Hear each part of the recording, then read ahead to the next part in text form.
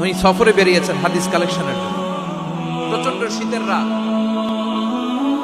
উনি মাগরিবের নামাজ, এশারের নামাজ পড়ে একটা মসজিদে শুয়ে পড়লেন, আর শুয়ে শুয়ে হাদিস পড়তেছেন। কি পড়তেছেন? কথা বলেন। আর মনে মনে ভাবলেন রাতটা মসজিদে কাটায় ফজরের নামাজ পড়ে আবার বেরোবো। কিন্তু দারোয়ান এসে বলে মসজিদে থাকতে পারবেন না, ওঠেন। দারোয়ান আছে না, কথা কন। আহমদ ইবনে হাম্বল বললেন আমি শুধু রাতটা থাকতে চাই, আমি তো ফজরেরও বুঝলি, ফজর নামাজ পড়বো তো এই মসজিদে, আমার থাকতে দাও। দারোয়ান তো দেয় না, কেনা মসজিদে থাকার জায়গা না, যান মিয়া। উনি যে আহমদ ইবনে হাম্বল এটা চিনে নাই, থাকতে দেয়। কি করবে এখন? উনি কাঁথা গুছিয়ে হাদিসের কিতাব নিয়ে কাঁধের মধ্যে ব্যাগ নিয়ে মসজিদ থেকে বেরোয় গেলেন। কি আর প্রচন্ড শীত, আর কাঁপতেছেন বুড়ো মানুষ। পথিমধ্যে দেখলেন বাজার, বাজার একজন খাব্বাস, শাবুন খাব্বাস, যুবক রুটি বিক্রেতা। সে রুটি বিক্রি করে, চুলার মধ্যে রুটি সেকে। সে যে সালাম দিল আসসালাম, যুবক বলে ওয়ালাইকুম আসসালাম। আহমদ ইবনে হাম্বল বলে যুবক আমার যাওয়ার জায়গা নেই, সফরে বেরিয়েছি, খুব শীতে কষ্ট পাচ্ছি, রাতে যদি তোমার এই চুলা থেকে একটু আগুন পোহাই কোনো সমস্যা? যুবক বলে না না সমস্যা না, আহলান ওয়া সাহলান, বসে আমাদের আসেন আসেন, আপনি আগুন পোহাইলে আমার সমস্যা কি? সুবহানাল্লাহ পড়েন।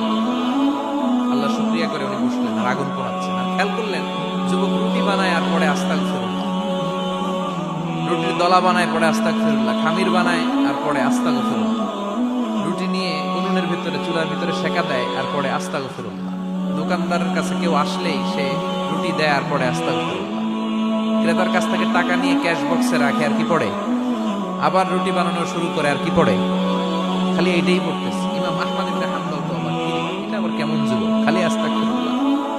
উনি প্রশ্ন করলেন যুবক ঘটনা কি? আসার পর থেকেই তোমার দেখতেছি তুমি রুটি বানাও, রুটি বিক্রি করো আর পড়ো আস্তাগফিরুল্লাহ, মালাকা ইয়া শাবাব। যুবক বলে আস্তাগফিরুল্লাহ আমার সবচেয়ে বেশি পছন্দের আমল, আমি সবসময় আঠার মতো ইস্তেগফারের সাথে লেগে থাকি আর সবসময় পড়তে থাকি আস্তাগফিরুল্লাহ, আর এর বদৌলতে আল্লাহ আমারে মুস্তাজাবুদ দাওয়া বানিয়ে দিয়েছে। আহমদ ইবনে হাম্বল তওবা, আনতা মুস্তাজাবুদ দাওয়া, তুমি মুস্তাজাবুদ দাওয়া রুটিওয়ালা। আমি এত বছর হাদিস পড়াই, আমি তো মুস্তাজাবুদ দাওয়া না, আর তুমি রুটি বেচো বাজারে, তুমি মুস্তাজাবুদ দাওয়া, তুমি দোয়া করলে সব কবুল হয়ে যায়। যুবক বলে না আনা মুস্তাজাবুদ দাওয়া, আমি আমার জীবনে যত দোয়া করেছি কবুল করে নিয়েছে কে? সব দোয়া কবুল করে নিয়েছে আল্লাহ, একটা দোয়া ছাড়া। কয়টা? আহমদ ইবনে হাম্বলের কৌতূহল, কিউরিয়াসিটি আরো বেড়ে গেল। কি? সব দোয়া কবুল হয়েছে একটা দোয়া ছাড়া। মাযালিকা দুআ ইয়া শাব, কি সেই দোয়া? যুবক এবার বলতে শুরু করলো আমার জীবনে যে দোয়াটা আল্লাহ কবুল করে নাই সেটা হচ্ছে আমি আল্লাহর কাছে অনেক চেয়েছি, অনেক দোয়া করেছি যে আল্লাহ শুনেছি এই জামানার সবচেয়ে বড় মুহাদ্দিস, তার নাম নাকি ইমাম আহমদ ইবনে হাম্বল।